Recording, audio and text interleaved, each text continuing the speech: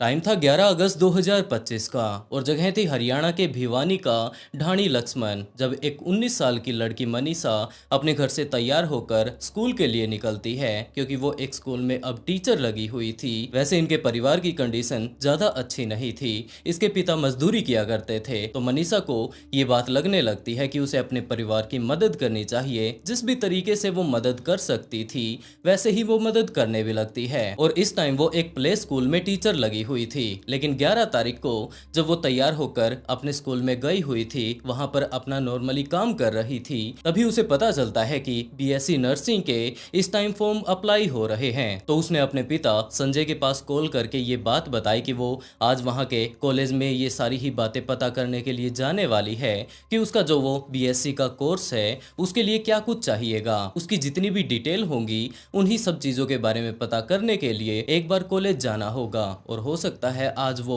घर आने में थोड़ा लेट हो जाए। इन्हीं सब चीजों के बारे में उसने अपने पिता संजय को बताया, और संजय को भी काफी अच्छे से पता था कि उसकी बेटी पढ़ाई में कितनी ज्यादा अच्छी है, और वो पिछले काफी दिनों से इस चीज की वेट कर रही है कि उसे बीएससी करनी है, उसके फॉर्म निकलेंगे, उसके बाद वो अप्लाई करके आएगी। तो संजय इस बात के लिए हाँ भर लेता है और यही बात अपनी बेटी से कहता है कि बेटा आराम से जाना और उसके बाद टाइम रहते वापस घर पर आ जाना, तुम्हें ज्यादा लेट नहीं करना है। नॉर्मली बातें कहकर जैसा कि एक पिता अपने बच्चों को बोलता है, वो फोन काट देता है। लेकिन उसके बाद लगातार टाइम बीतता जाता है। शाम के करीबन अब 6 साढ़े 6 बजे का टाइम हो चुका था, और उसके बाद मनीषा दोबारा से अपने पिता संजय के पास कॉल करती है। संजय दोबारा से फोन उठाता है, लेकिन वो उससे बात कर पाता उससे पहले ही फोन कट जाता है। संजय अब थोड़ा डाउट में हो जाता है कि अभी तक उसकी बेटी को वापस घर पर आ जाना चाहिए था। अभी तक अगर वो वापस नहीं आई है, अब उसका फोन आया था, तो जरूर कुछ ना कुछ दिक्कत हुई होगी। तो वो दोबारा से उसके पास फोन करने लगता है, लेकिन दूसरी तरफ मनीषा का तो कॉल इस टाइम लग ही नहीं रहा था। लगातार उसका मोबाइल बंद आ रहा था। इस बात को लेकर वो थोड़ा परेशान हो जाता है, थोड़ा सोचने लगता है। 5-10 मिनट तक उसे टाइम लगा होगा। वो बार बार अपनी बेटी के पास कॉल भी कर रहा था, लेकिन जब उसका फोन नहीं लगता है तो संजय परेशान होकर वहीं पर जाने लगता है जहां पर कि इस टाइम उसकी बेटी कॉलेज में एडमिशन के लिए गई थी। और वहां पर जाने के बाद वो वहां पर मौजूद स्टाफ से जाकर बातें करने लगता है और पूछने लगता है कि उसकी बेटी कुछ इस तरीके से यहाँ पर एडमिशन की डिटेल वगैरह जानने के लिए आई थी, अभी तक वो वापस घर पर नहीं आई है। तो क्या आप लोग बता पाएंगे कि उसकी बेटी यहाँ पर किस टाइम आई थी और किस टाइम वो वापस गई थी? इस बात को लेकर वो बहुत ज़्यादा परेशान हो चुका है। लेकिन इसी टाइम जब वहाँ पर मौजूद 3 लोगों से वो बातें कर रहा था, इसी टाइम संजय को पता चलता है कि इन तीनों ही लोगों ने शराब पी रखी है। इनके अंदर से शराब की बदबू आ रही थी। तो संजय के दिमाग में काफ़ी सारे सवाल आने लगते हैं कि उसकी बेटी यहीं पर आई थी और यहाँ पर कुछ इस तरीके के पियक्कड़ लोग बैठे हुए हैं, तो क्या उसकी बेटी सेफ है? और इन्हीं सारी चीज़ों से परेशान होकर जब उन लोगों ने कुछ भी उसके बारे में नहीं बताया, तो संजय बाहर आ जाता है। और कॉलेज से बाहर आते ही उन्होंने पुलिस के पास कॉल कर दिया। पुलिस की गाड़ी वहां पर आ पहुंचती है, आकर संजय से पूछने लगती है कि हाँ जी, आपको क्या दिक्कत हुई है? तो संजय ने सारी ही चीज़ें पुलिस ऑफिसर्स को डिटेल से बताई, और ये बात बताई कि अंदर इस टाइम कुछ एक लोग बैठे हुए हैं, उन्होंने शराब वगैरह पी रखी है और उसकी बेटी भी यहीं पर आई थी। तो अब उसे चिंता हो रही है कि पता नहीं उसकी बेटी कहाँ पर गई, इस टाइम तक उसे वापस घर पर आ जाना चाहिए था। तो प्लीज़ आप लोग उनसे जाकर थोड़ा अच्छे से पूछताछ कीजिए, और अगर ये लोग नहीं बताते हैं तो उसकी बेटी को ढूंढवाने में मदद कीजिए। वो पुलिस वाले वहाँ पर अंदर जाते हैं उस कॉलेज के, और जाकर उन्हीं लोगों से पूछताछ करने लगते हैं, और थोड़ी देर पूछताछ करके वो लोग बाहर आ जाते हैं। और पुलिस भी बाहर आकर ये बात कहने लगती है कि इन्होंने तो मना कर दिया कि आपकी बेटी यहाँ पर आई ही नहीं। तो संजय पुलिस ऑफिसर से ही कहने लगता है कि जनाब, हो सकता है उसकी बेटी यहाँ पर आई हो, उसके साथ कुछ ना कुछ गलत हो गया हो और उसे मदद की जरूरत हो। तो आप ऐसा कीजिए कि बस यहाँ पर लगे हुए सीसीटीवी कैमरे को चेक कर लीजिए, जिससे ये बात कंफर्म हो जाए कि उसकी बेटी यहाँ पर आई थी या नहीं। पुलिस इस बात के लिए भी तैयार हो जाती है, लेकिन जाकर जब उन लोगों से पूछताछ की जाती है, बोला जाता है कि हमें सीसीटीवी वीडियो देखनी है, तो उन लोगों ने मना कर दिया कि हमारा पूरा स्टाफ यहाँ पर नहीं है जहाँ पर ये सीसीटीवी वीडियो है, इनका एक्सेस जिस रूम में है उसकी ताली हमारे पास नहीं है। और आप ऐसा कीजिए कि अगर आपको सीसीटीवी वीडियो देखनी हो तो कल आप आ जाइएगा। अब तो हमारा पूरा का पूरा स्टाफ ही यहाँ से जा चुका है। इस बात को सुनकर पुलिस वाले दोबारा से संजय के पास आते हैं और उसे बताने लगते हैं कि ये लोग तो कुछ ऐसा बोल रहे हैं और आप ज्यादा चिंता क्यों कर रहे हैं। आप घर पर जाइए, वहां पर अब तक आपकी बेटी पहुंच चुकी होगी और अगर नहीं भी पहुंची होगी तो कल तो इनका स्टाफ आ ही जाएगा। हम लोग यहाँ पर आकर सीसीटीवी वीडियो में जो कुछ भी कैप्चर हुआ होगा हम लोग उसे देख ही लेंगे। लेकिन संजय तो इस बात को लेकर बहुत ज्यादा परेशान हो रहा था कि ये कोई नॉर्मल बात नहीं है, जबकि उसकी बेटी गायब है। उसने अभी तक अपने घर पर भी पता कर लिया था लेकिन मनीषा घर पर नहीं पहुंची थी। तो इसी बात से परेशान होकर वो वापस अपने गांव जाता है। वहां पर जाकर अपने जान पहचान के लोगों को इन्हीं सारी चीजों के बारे में बताने लगता है। और दूसरी तरफ जो पुलिस ऑफिसर्स इससे मिलने के लिए आए थे, इसकी मदद के लिए आए थे, उन्होंने ये बात कही कि आप लोहारू पुलिस स्टेशन में जाकर उसकी लिखित कंप्लेंट दे दीजिए और उसके बाद पुलिस वाले आपके इस केस के ऊपर काम करने लग जाएंगे। हाँ, स्कूल में गई थी टीचिंग करने। उसके बाद मेरी उससे कोई बात नहीं हुई है। उसके बाद एक बार कॉल जरूर आई थी उसकी 6:30 पे। उसके बाद फोन बंद हो गया था जिस स्कूल में वो टीचिंग करवा रही थी उसमें। उसके बाद घर पे जरूर बात हुई है एक बार, जब वो स्कूल की छुट्टी करके निकली है।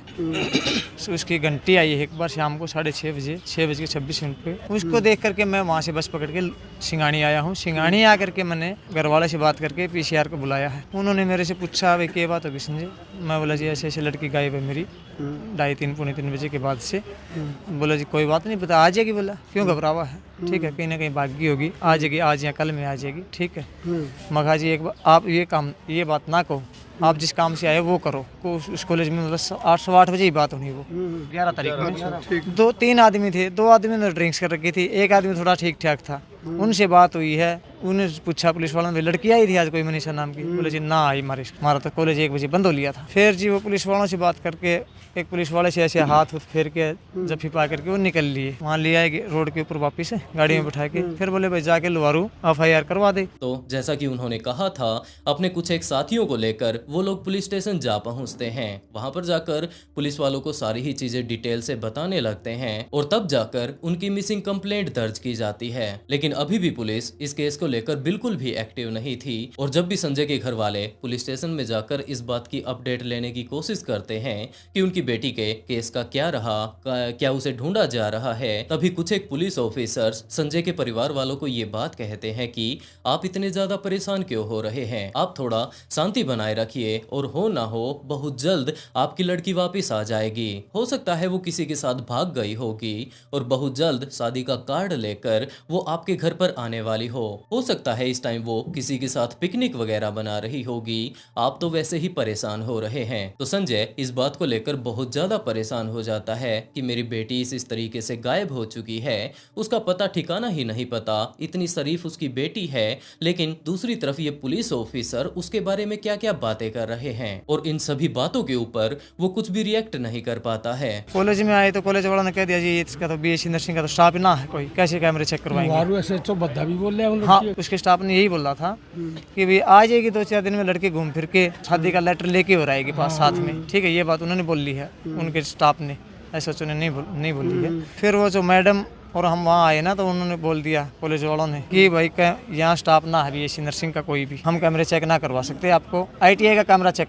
करवा देंगे। उस मैडम ने उनके ऊपर कोई प्रेशर नहीं दिया कि भाई क्यों नहीं करवा सकते आप, भाई इतनी बड़ी बात हुई है, लड़की गायब है, आप कैमरे चेक क्यों नहीं करवा सकते। वक्त नहीं हुआ जी बात, कॉलेज के लोगों ने कैमरे चेक नहीं करवाए। जिसके बाद वो वापस घर पर आ जाता है। अपने जितने भी जान पहचान के लोग थे उन्हीं के साथ वो अपनी बेटी को ढूंढने लगता है। और मनीषा को गायब हुए अब करीबन 2 दिन हो चुके थे।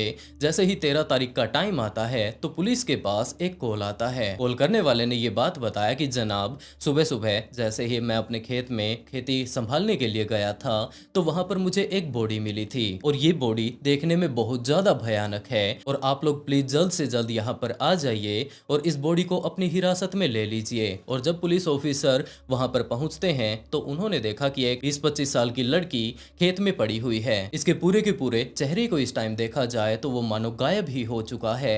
उसका तो सिर्फ और सिर्फ जबड़ा इस टाइम दिख रहा है, उसके बालों के बीच वो जबड़ा इस टाइम फंसा हुआ है, कुछ भी साफ साफ दिखाई नहीं दे रहा है। पुलिस ऑफिसर जैसे ही वहां पर पहुंचते हैं तो उस बॉडी की अच्छे से शिनाख्त शुरू कर देते हैं। उसके कपड़ों को देखा जाता है, उसके फेस को देखा जाता है और सारी ही चीजें देख लेने के बाद दूसरी तरफ संजय के पास कॉल कर दिया जाता है कि कुछ इस तरीके से आपकी बेटी गायब है।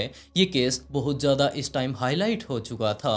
तो दूसरी तरफ एक बॉडी मिली थी, तो संजय को वहां पर बुलाया जाता है कि हमें कुछ इस तरीके से एक बॉडी मिली है, प्लीज आप आकर एक बार शिनाख्त कर लीजिए कि ये आपकी बेटी है या नहीं। और संजय जैसे ही वहां पर पहुंचता है तो अपनी बेटी मनीषा के कपड़े देखते ही वो पहचान जाता है और उसने रोना शुरू कर दिया। बाकी परिवार के सदस्य भी वहां पर पहुंच चुके थे और उन्होंने जब उसको अच्छे से देखा, क्योंकि इस टाइम उसका चेहरा तो पहचान में नहीं आ रहा था, उसे काफी ज्यादा बुरे तरीके से इस टाइम एसिड से जला दिया गया था। और जैसे कि इस टाइम इस बॉडी की कंडीशन थी, उसे देखकर यही बात नजर आ रही थी कि जरूर इसके साथ सबसे पहले तो दरिंदगी की गई होगी, क्योंकि जिस हालत में उसके कपड़े थे उससे यही अंदाजा हो रहा था। इसके अलावा उसकी गर्दन को किसी तेज धारदार हथियार से काटने की कोशिश की गई थी और लगभग उसे काट दिया गया था। इसकी गर्दन लगभग 90% इस टाइम कट चुकी थी, वो कटकर अलग होने की हालात में थी।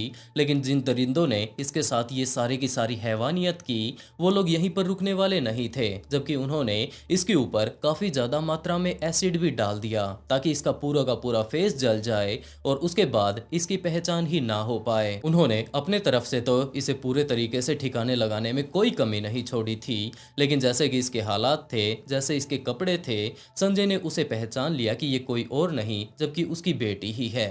पुलिस के द्वारा बाद में इस बॉडी को अपनी हिरासत में ले लिया जाता है और उसके बाद उसे पोस्टमार्टम के लिए भेज दिया जाता है। लेकिन अभी भी संजय ये बात बोल रहा था कि जनाब, अब तो उसकी बेटी ने अपनी जान भी गंवा दी है। आप लोगों ने खुद देखा था कि वहां पर कुछ इस तरीके से कॉलेज में 3 लोगों ने शराब पी रखी थी। उनकी हालत ही देखने में ये लग रही थी कि हो सकता है इन्होंने कुछ न कुछ गलत कांड किया हो, क्योंकि उन्होंने सीसीटीवी वीडियो भी दिखाने से साफ इनकार कर दिया था। तो प्लीज आप लोग जो भी सबूत मिले हैं, कम से कम इनके आधार पर उन लोगों को गिरफ्तार कर लीजिए। लेकिन पुलिस के पास अभी भी उन्हें गिरफ्तार करने के लिए ये जो सबूत यहाँ पर मिले थे, ये पर्याप्त नहीं थे। तो अब मनीषा के घर वाले गांव वालों को इन सभी चीजों के बारे में बताते हैं और उसके बाद गांव के साथ साथ आस पड़ोस के गांव के जितने भी लोग इकट्ठा हो सकते थे, मनीषा को न्याय दिलवाने के लिए वो इस टाइम इकट्ठा हो चुके थे और उन्होंने धरना प्रदर्शन करना शुरू कर दिया। मनीषा जो मेरी भांजी थी ढाणी लक्ष्मण से, वो किड्स